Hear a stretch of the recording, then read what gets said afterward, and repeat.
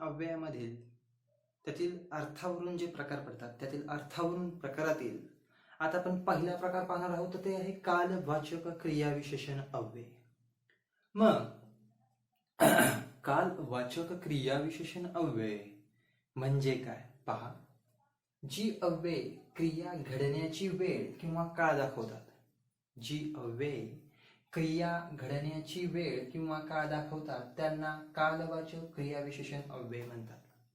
मग कालवाचक क्रियाविशेषण अव्यय कोणाला म्हणतात, तर जी क्रियाविशेषण अव्यय म्हणजे क्रियाविशेषण अव्यय तर शोधायचंच आहे, परंतु त्या क्रियाविशेषण अव्ययामध्ये ती अव्यय काळ किंवा वेळ हे जर दाखवत असतील तर त्याला म्हणजेच त्या क्रियाविशेषण अव्ययाला कशात मोडतं ते क्रियाविशेषण अव्यय, तर कालवाचक क्रियाविशेषण अव्ययामध्ये मोडतं. जर ते क्रियाविशेषण अव्यय वेळ किंवा काळ दाखवत असेल तर ते क्रियाविशेषण अव्यय कालवाचक क्रियाविशेषण अव्ययामध्ये मोडतं. हे लक्षात ठेवायचं आहे. मग ते कशा पद्धतीने मोडतं, तर पहा उदाहरण काय आहे, तर काल शाळेला सुट्टी होती. काल शाळेला सुट्टी होती. मग सुट्टी होती पण कधी, म्हणजे सुट्टी होती पण कधी होती, तर काल होती. मग काल हे काय झालं, तर क्रियापदाबद्दल, ह्या क्रियापदाबद्दल अधिक माहिती सांगणारा शब्द कोणता आहे, तर काल. बरोबर. मग काल शाळेला सुट्टी होती, क्रियापदाबद्दल अधिक माहिती सांगणारा शब्द क्रियाविशेषण अव्यय असतो. मग क्रियाविशेषण अव्यय आले काल, परंतु ते कालवाचक म्हणजे तो वेळ आणि काळ दाखवतोय का, तर हो तो काळ दाखवतोय. म्हणजे कधीचा काल, तर काळचा काल, पूर्वीचा काळ दाखवतोय.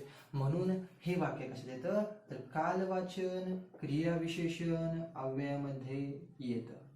का, तर काल हा क्रियाविशेषण अव्यय शब्द आहे, परंतु तो वेळ आणि काळ, तो काय दाखवतो त्या क्रियाविशेषण अव्ययामध्ये, वेळ आणि काळ दाखवतो, त्यामुळे तो कालवाचक क्रियाविशेषण अव्यय आहे. नंतर पहा, मी दररोज व्यायाम करतो. मी दररोज व्यायाम करतो असं वाक्य आहे. मग व्यायाम करणे, करतो, पण करतो हे क्रियापद असलं त्याबद्दल अधिक माहिती सांगणारा शब्द कोणता आहे क्रियापदाबद्दल, तर दररोज. मग दररोज हे काय आलं, क्रियाविशेषण अव्यय आलं. दररोज हे काय आहे, क्रियाविशेषण अव्यय आहे. आणि दररोज हा शब्द रोज दाखवतो, रोज चालतो, म्हणजे तो काळ दाखवतोय दररोज असण्याचं.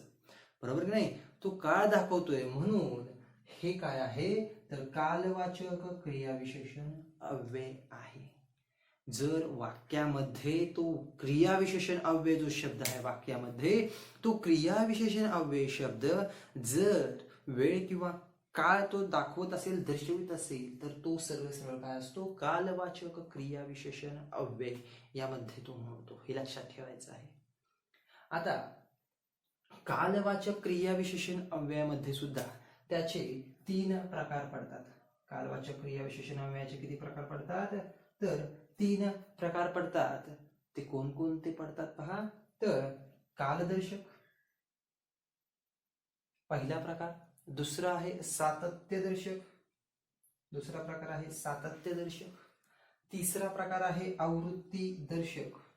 म्हणजेच पहा की कालवाचक क्रियाविशेषण अव्यय म्हणजे जी अव्यय काळ किंवा वेळ दर्शवतात त्यांना कालवाचक क्रियाविशेषण अव्यय म्हणतात.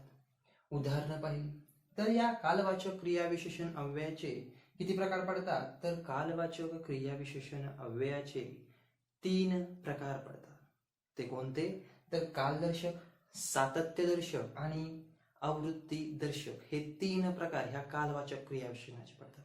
मग ह्यामध्ये पहिला जो आहे तो कालदर्शक क्रियाविशेषण अव्यय कालवाचक याचा पहिला प्रकार. मग कालवाचक मध्ये तो काय दर्शवितो, तर आज, आता, उद्या, हल्ली, परवा, लगेच, पूर्वी, मागे अशा पद्धतीचे वेगवेगळे जे शब्द आहेत, अशा पद्धतीचे शब्द हे वाक्यामध्ये क्रियाविशेषण अव्यय जो शब्द आहे त्याच्या जागी जर आले हे शब्द, तर तो कालवाचक क्रियाविशेषण असतं. तर काय असतं, कालवाचक म्हणजेच कालदर्शक क्रियाविशेषण आहे. हे लक्षात ठेवायचं आहे. हे शब्द जर त्यामध्ये आले, आज, आता, उद्या, हल्ली, परवा, लगेच, पूर्वी, मागे. त्यामध्ये दुसरा प्रकार आहे सातत्यदर्शक. मग सातत्यदर्शक मध्ये नित्य, सदा, सर्वदा, सतत, नेहमी, अद्यापि. म्हणजे कंटिन्यू, म्हणजे सतत ते चालत आहे, नित्य ते होत आहे क्रिया, सदा सर्वदा सतत सतत ती क्रिया होते, नेहमी ती क्रिया होते. असं जर दर्शवित असेल तर ते सातत्य दर्शक मध्ये येतं. आणि हे शब्द जर त्या ठिकाणी आले तर ते सातत्य दर्शक मध्ये येतात. त्यानंतर पहा आवृत्ती दर्शक. आवृत्ती दर्शक म्हणजे वारंवार पुन्हा पुन्हा तेच तेच येणे. आवृत्ती दर्शक वारंवार फिरून क्षणोक्षणी दररोज. आवृत्ती दर्शक मध्ये पहा काय आहे, वारंवार फिरून क्षणोक्षणी आणि दररोज हे शब्द आवृत्ती दर्शक मध्ये येतात. आणि हे 3 प्रकार आहेत कालवाचक क्रियाविशेषणाचे. कालदर्शक, सातत्यदर्शक आणि आवृत्तीदर्शक. आणि हे त्याचे जे शब्द आहेत ते जर आले तर ते शब्द ह्या प्रकारातील येतात. आणि हे प्रकार सुद्धा विचारले जाऊ शकतात.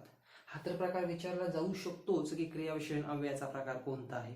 त्या पद्धतीने पहा, कालवाचक क्रियाविशेषण पाहिलं, उदाहरणं पाहिली, 3 प्रकार पडतात आणि त्याचे जे शब्द आहेत ते सुद्धा आता आपण पाहिलेले आहेत. आता आपण क्रियाविशेषण अव्ययाचा अर्थावरून जे क्रियाविशेषण अव्ययाचे प्रकार आहेत त्याचा पहिला प्रकार पाहिला, कालवाचक क्रियाविशेषण अव्यय. आता आपण क्रियाविशेषण अव्ययातील अर्थानुसार क्रियाविशेषण अव्ययातील दुसरा प्रकार आहे तो स्थलवाचक क्रियाविशेषण अव्यय, तो पाहणार आहोत. मग स्थलवाचक क्रियाविशेषण अव्यय म्हणजे काय पाहूया. जे अव्यय वाक्यातील क्रिया घडण्याचे स्थळ दर्शवितात. जे अव्यय वाक्यातील क्रिया घडण्याचे स्थळ दर्शवितात त्याला स्थलवाचक क्रियाविशेषण अव्यय म्हणतात. पहा, म्हणजेच काय तर वाक्यातील क्रिया घडण्याचे स्थान किंवा स्थळ, क्रिया घडण्याचे स्थान किंवा स्थळ दर्शवितात जे अव्यय त्याला स्थळदर्शक क्रियाविशेषण अव्यय. म्हणजे तो एकतर क्रियाविशेषण अव्यय शब्द पाहिजे आणि त्यानंतर तो क्रियाविशेषण अव्यय असणारा जो शब्द आहे तो कोणतं तरी स्थळ किंवा स्थान दर्शवित असला पाहिजे, तरच तो स्थलवाचक क्रियाविशेषण अव्यय होतो. ठीक आहे. मग स्थलवाचक क्रियाविशेषण अव्यय म्हणजे काय, अजून एकदा पहा नीट. तर जे अव्यय वाक्यातील क्रिया घडण्याचे स्थळ दर्शवितात त्याला स्थलवाचक क्रियाविशेषण अव्यय म्हणतात.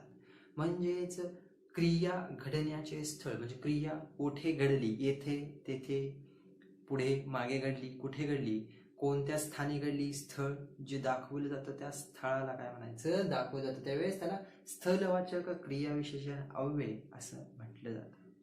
उदाहरण पहा. उदाहरण काय आहे, साप माझ्या समोरून गेला. मग साप माझ्या समोरून गेला, कोण गेला, साप गेला. साप कर्ता आहे, नाम आहे. गेला जाणे क्रिया आहे, गेला क्रिया आहे, जाणे ही क्रिया आहे. मग या क्रियेविषयी अधिक माहिती काय सांगितली, समोरून गेला.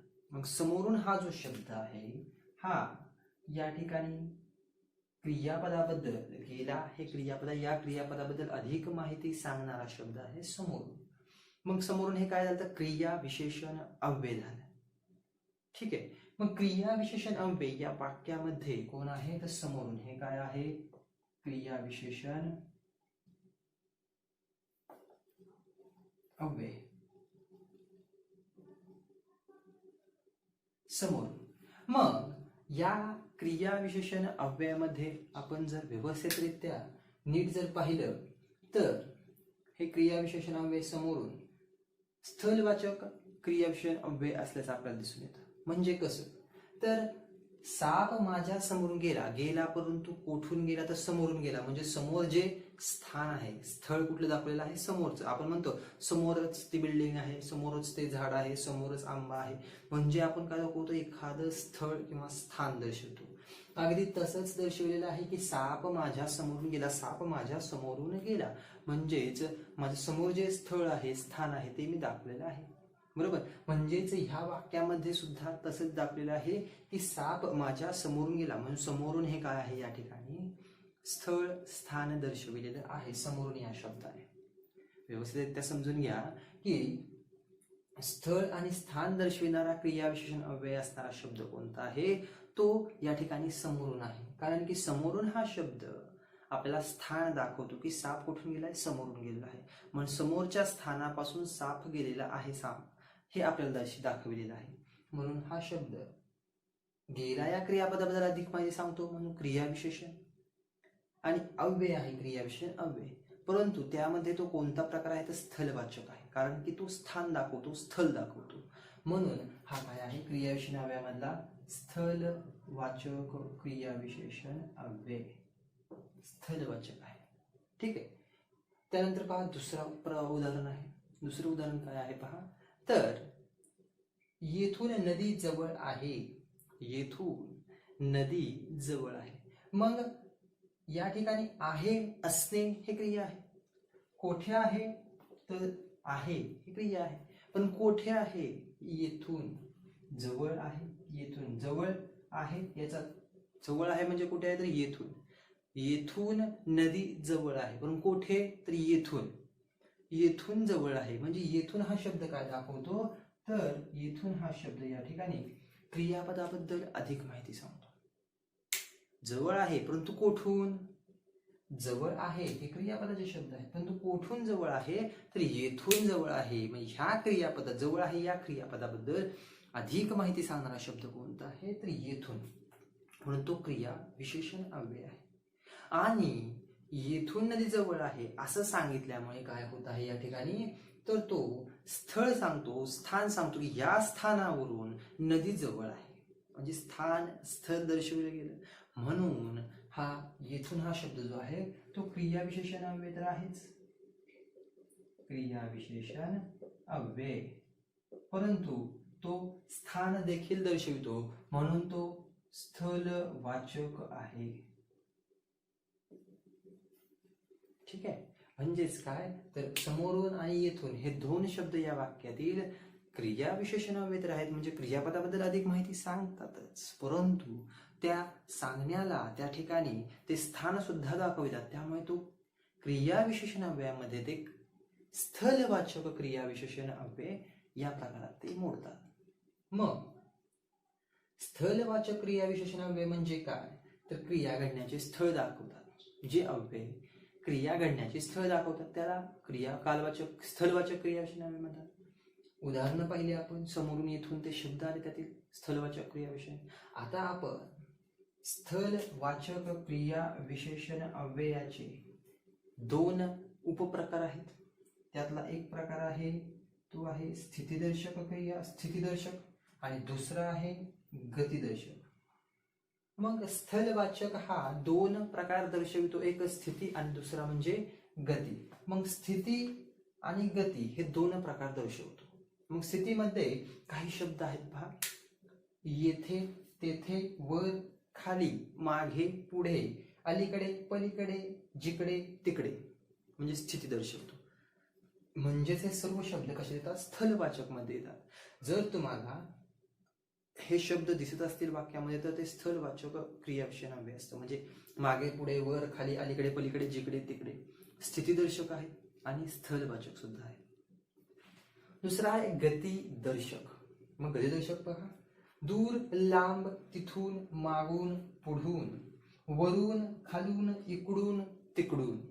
पहा, दूर, लांब, तिथून, मागून, पुढून, वरून, खालून, इकडून आणि तिकडून असे जे शब्द आहेत हे गती दर्शवितात.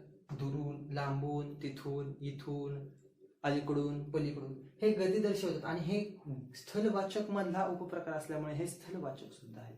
म्हणजे हे दोन्ही प्रकारातील सर्व शब्द स्थलवाचक क्रियाविशेषण अव्यय हे दर्शवित असतात.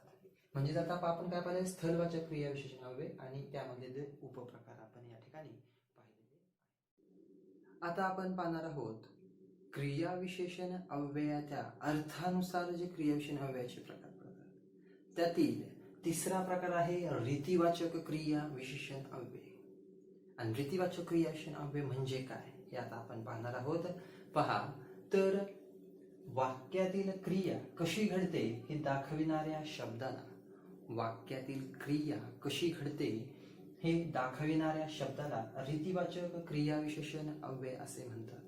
म्हणजेच वाक्यातील क्रिया कशी घडते हे दाखविणाऱ्या शब्दाला, म्हणजे जो शब्द आहे तो वाक्यातील क्रिया कशी घडवतो, म्हणजे जो क्रियाविशेषण जो शब्द आहे, क्रियाविशेषण अव्ययाचा जो शब्द आहे, तो क्रियाविशेषण अव्ययाचा शब्द वाक्यातील क्रिया कशा पद्धतीने घडवतो, कशी घडवतो हे दाखविणारा जो रीतिवाचक शब्द आहे. मग तो शब्द जो आहे क्रियाविशेषण अव्ययाचा, तो शब्द कसा पाहिजे, तर रीतिवाचक पाहिजे. मग रीतिवाचक म्हणजे काय, तर तो क्रिया कशी घडते हा दाखवणाऱ्या शब्दाला वाक्यातील क्रिया कशी घडते, मग तो क्रियाविशेषण अव्यय शब्द पाहिजे आणि तो क्रिया कशी घडते हे सुद्धा दाखवायला पाहिजे त्या शब्दाने काय दाखवलं पाहिजे, की ती वाक्यातील क्रिया कशी घडते हे सुद्धा त्या शब्दाने त्या ठिकाणी दाखविलं पाहिजे, तरच ते रीतिवाचक क्रियाविशेषण अव्यय येतं. मग रीती म्हणजे काय, तर पुन्हा पुन्हा तेच शब्द येणे, म्हणजे पुन्हा पुन्हा, म्हणजेच एकच क्रिया पुन्हा पुन्हा येणे, पटकन, झटकन, पटपट असे जे शब्द असतात हे रीत दाखवतात. काय दाखवतात, रीत दाखवतात. मग या ठिकाणी वाक्यातील क्रिया कशी घडते हे दाखविणाऱ्या शब्दाला रीतिवाचक क्रियाविशेषण अव्यय असे म्हणतात. वाक्यातील क्रिया कशी घडते हे दाखविणाऱ्या. मग उदाहरण पहा, तर रस्त्यातून जाताना, उदाहरण व्यवस्थितरित्या समजून घ्यायचं आहे की रीतिवाचक क्रियाविशेषण अव्यय म्हणजे काय. तर ते आपण पाहिलं की क्रिया कशी घडते हे दाखविणाऱ्या शब्दाला, क्रिया कशी घडते हे दाखविणाऱ्या शब्दाला रीतिवाचक क्रियाविशेषण म्हणतात. आता त्याचं उदाहरण व्यवस्थित समजून घ्यायचं आहे. उदाहरणावरूनच सर्व प्रकार, सर्व व्याकरण व्यवस्थितरित्या समजतं. पहा उदाहरण, रस्त्यातून जाताना सावकाश व जपून चालावे. आता या ठिकाणी चालावं, चालणे हे काय आहे, क्रियापद आहे. चालावं किंवा चालणे हे काय आहे, तर हे क्रियापद शब्द आहे.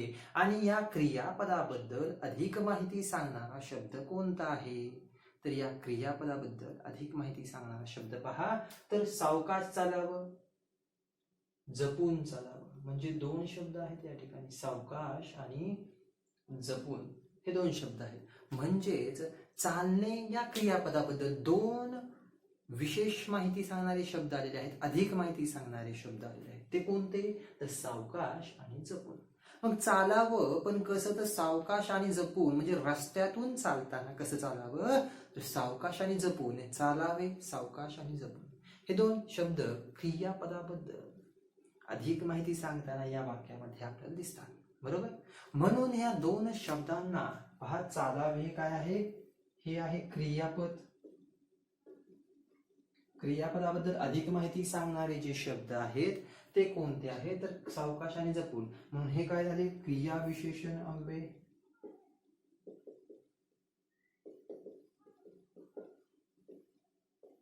आणि याच्या क्रिया, चालावे या क्रियापदाबद्दल हे दोन शब्द अधिक माहिती सांगतात, म्हणून हे क्रियाविशेषण अव्यय होतात.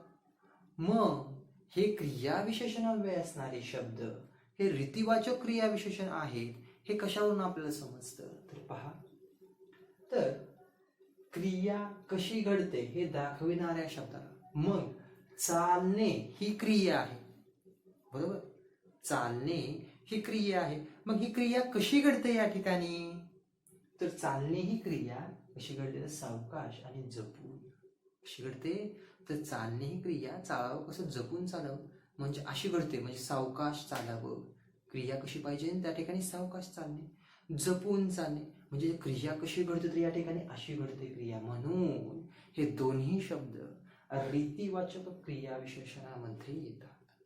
रीत आहे ती सावकाश आणि जपून चाला, सावकाश जपून हे शब्द. आणि हे जे शब्द दिलेले आहेत रीतीचे शब्द हे पाठच करून टाकायचे, म्हणजे हे शब्द आले की हे रीतिवाचक क्रियाविशेषण अव्यय आहे हे नक्की होतं. ठीक आहे, दुसरं उदाहरण पाहू आपण या ठिकाणी. आता दुसरं उदाहरण पहा, तो मुलगा उभ्याने पाणी गटागटा पितो. तो मुलगा उभ्याने पाणी गटागटा पितो. मग पिणे हे काय आहे, क्रिया आहे, पितो क्रिया, पण पिणे ही काय आहे, क्रिया आहे, क्रियापद आहे. ठीक आहे, मग पिणे ही क्रिया असताना तो कसा पितो, तर उभ्याने पितो आणि गटागटा पितो. पितो कसा, तर तो उभ्याने आणि गटागटा पितो. मग या ठिकाणी पिणे ही क्रिया असताना तो उभ्याने आणि गटागटा पित आहे. मग उभ्याने आणि गटागटा हे क्रियापदाबद्दल अधिक माहिती सांगणारे शब्द आल्यामुळे काय होतं, तर हे काय आहेत, क्रिया विशेषण अव्यय हे दोन शब्द या ठिकाणी आहेत हे आपल्याला दिसून येतं. मग हे क्रिया विशेषण अव्यय असणारे शब्द आहेत, परंतु या ठिकाणी ते क्रिया कशी घडते दाखवतात, तर पिण्याची क्रिया कशी घडते, तर गटागटा आणि उभ्याने अशा पद्धतीची क्रिया या ठिकाणी घडताना आपल्याला दिसते. म्हणून हे दोन्ही शब्द रीतिवाचक क्रिया विशेषण अव्यय असल्याचं या ठिकाणी आपल्याला दिसून येतं. बरोबर की नाही, की क्रिया या ठिकाणी कशी घडते, तर गटागटा पिणे आणि उभ्याने अशा पद्धतीने घडते, म्हणून हे रीतिवाचक आहेत. ठीक आहे, हे दोन उदाहरणं आपण या ठिकाणी व्यवस्थितरित्या पाहिलेली आहेत. आता की रीतिवाचक क्रिया विशेषणामध्ये अजून कोणकोणते शब्द आहेत हे तर पाहिले आपण, सावकाश, जपून, गटागटा, उभ्याने हे शब्द तर आहेतच रीतिवाचक क्रिया विशेषणामध्ये. अजून कोणते शब्द आहेत तर पहा, सावकाश, हळूहळू, उभ्याने, गटगट, जलद, खचित, खरोखर, फुकट, उगीच, व्यर्थ, मुद्दाम, झटकन, पटकन, पटपट, टपटप अशा पद्धतीचे जे शब्द आहेत ते शब्द हे रीत दर्शवितात. काय दर्शवितात, तर हे शब्द रीत दर्शवितात. आणि ते रीत कशामध्ये दर्शवितात, तर क्रिया विशेषण अव्ययामध्ये ते रीत दर्शवितात, म्हणून त्यांना रीतिवाचक क्रिया विशेषण अव्यय म्हणतात. पहा, रीतिवाचक क्रिया विशेषण क्रिया कशी घडते हे दर्शविणारा शब्दाला रीतिवाचक म्हणतात. उदाहरण पहिली, सावकाश, जपून, उभ्याने, गटागटा हे रीतिवाचक क्रिया विशेषणे उदाहरण आहेत. आणि हळूहळू, सावकाश, उभ्याने, गटगट, जलद, खचित, उगीच, व्यर्थ, खरोखर, फुकट, पटपट, टपटप, मुद्दाम, झटकन, पटकन हे सुद्धा शब्द रीतिवाचक क्रिया विशेषणाचे शब्द आहेत हे आपण पाहिलं. आता आपण पाहिलं की अर्थावरून क्रिया विशेषणाचा जो प्रकार आहे रीतिवाचक क्रिया विशेषण अव्यय, हा आता आपण प्रकार पाहिलेला आहे.